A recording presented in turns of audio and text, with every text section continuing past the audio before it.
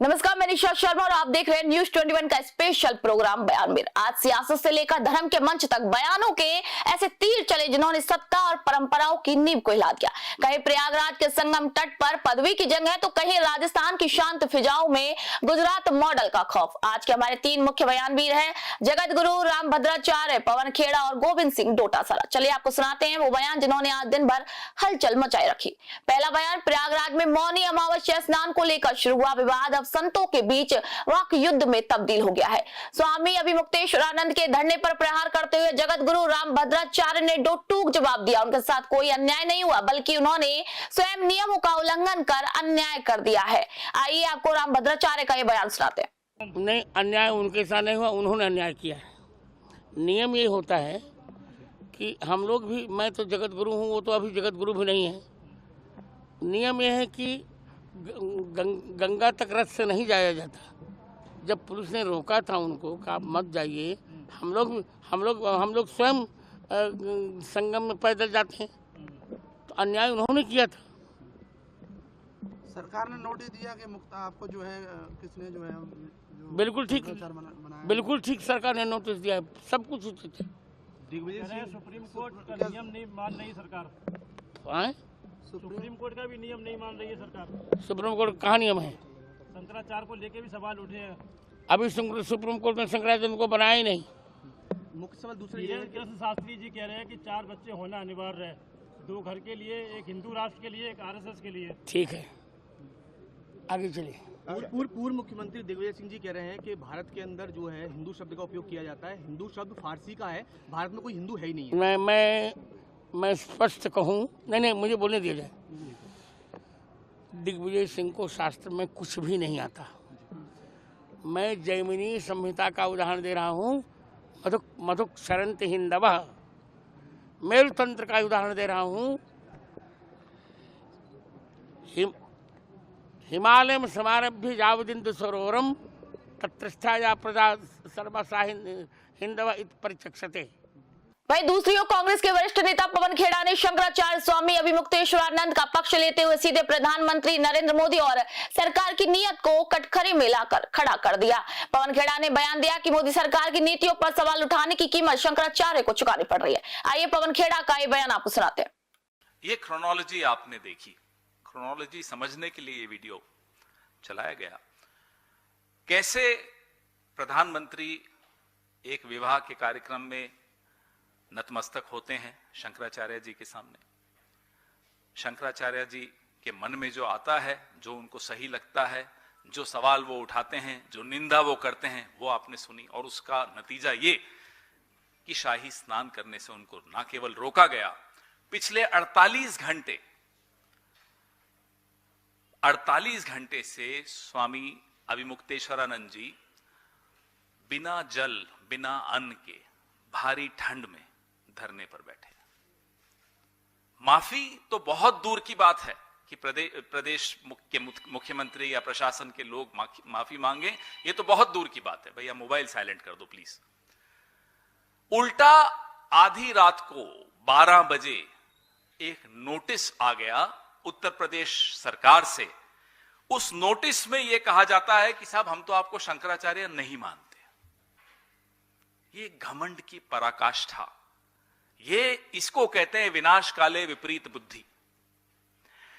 ये निर्लज्ज भाजपाई अब तक तो मुसलमानों को कहते थे कागज दिखाओ, अब हिंदुओं के जो संत शिरोमणि हैं उनसे कहते हैं कागज दिखाओ। ये कहां आ गए हम?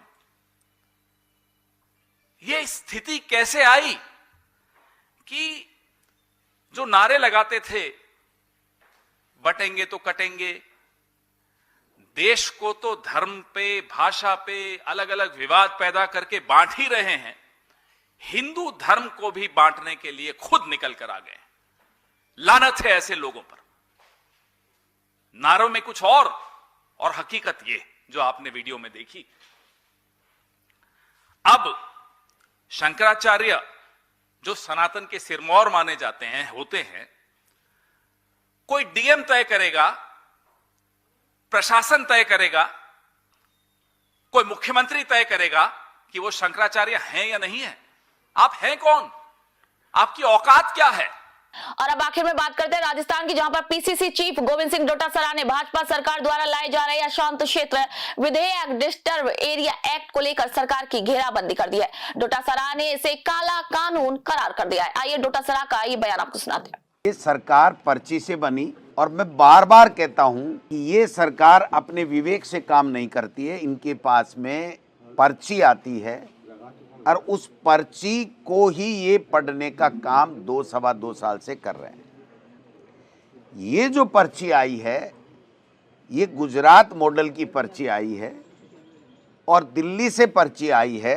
सरकारी भाषा नहीं है, संवैधानिक भाषा नहीं है, ये एक राजनीतिक एजेंडे की भाषा है।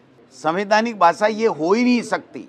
मैं ये कहूँ तो ज़्यादा ठीक रहेगा कि सरकारी गुंडागर्दी वैधानिक अमली जामा पहनाने का एक कुप्रयास है। कैसे आप अशांत क्षेत्र तय कर दोगे, कैसे जनसंख्या के बारे में आप तय कर दोगे, कौन से संविधान में ये बात लिखी हुई है।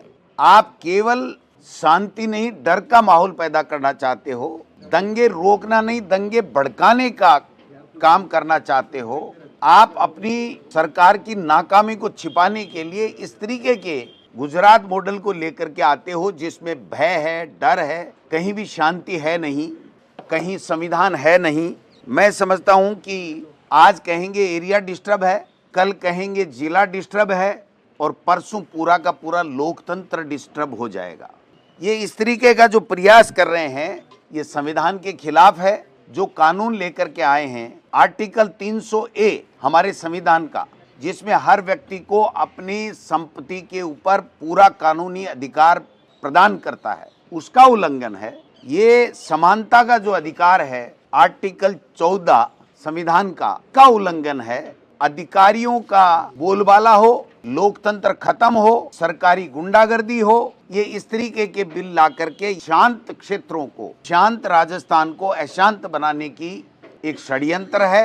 ये षड्यंत्र कभी कामयाब नहीं होगा कि हर कानून के लिए, हर दंगे को रोकने के लिए, शांति व्यवस्था बनाने के लिए आईपीसी में भी प्रावधान है, सीआरपीसी में भी प्रावधान है, आपका पुलिस अधिनियम भी है, दंगा नियंत्रण कानून भी बना हुआ है। सब कुछ मौजूद होते हुए किसी की संपत्ति के ऊपर आप ब्यूरोक्रेसी को बैठाना चाहते हो कि वो तय करेगा। आप बताइए कोई निवेशक आएगा यहाँ, कोई अपनी प्रॉपर्टी की रक्षा नहीं कर सकता, ये कहीं संविधान में लिखा हुआ है? इसके लिए आप तय कर दोगे कि ये एरिया डिस्टर्ब एरिया है, ये एरिया शांत एरिया है।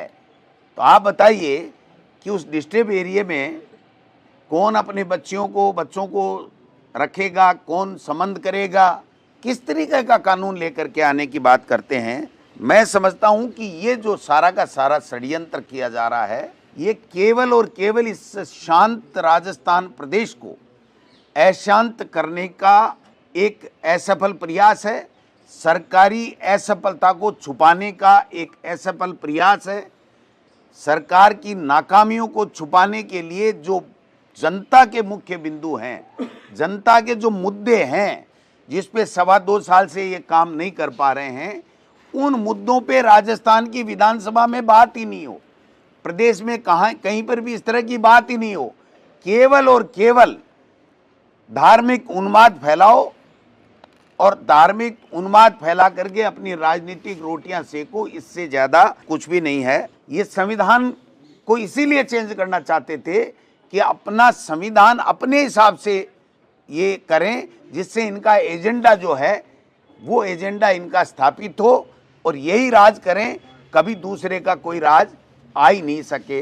को आप अशांत क्षेत्र घोषित कर दोगे, डिस्टर्ब एरिया कर दोगे, उसके बाद में कोई निवेशक आएगा, कोई विकास होगा, कोई जमीन के दाम बढ़ेंगे बल्कि गिरेंगे, सामाजिक सौहार्द बढ़ेगा या कमजोर होगा। और जिस तरीके का षड्यंत्र आप गुजरात की तरह करना चाहते हो, ये गुजरात मॉडल यहाँ लादना चाहते हो, जहाँ भय हो, जहाँ निडरता के साथ में कोई काम नहीं हो, जहाँ पर दबा करके, डरा करके, एजेंसियों का दुरुपयोग करके, सरकारी तंत्र का दुरुपयोग करके, और आपने जिस तरीके का अशांत माहौल वहाँ बना रखा है वो राजस्थान में बनाना चाहते हैं। तो ये थे आज के वो बयान भी जिन्होंने अपनी बातों से सियासी और धार्मिक तापमान को बढ़ा दिया। एक तरफ संगम के तट पर नियमों और पदवी की लड़ाई है, तो दूसरी तरफ राजस्थान की शांति और संविधान पर छिड़ा महासंग्राम। अब इन बयानों के बाद आने वाले विधानसभा सत्र में क्या हंगामा होता है, ये देखना दिलचस्प होगा। तो बयानों के इस दंगल और राजनीति की छोटी बड़ी खबर के लिए जुड़े रहिए न्यूज़ 21 के साथ। देखते रहिए बयानवीर। मैं निष्ठा शर्मा फिलहाल आप सभी से इजाजत चाहती हूँ।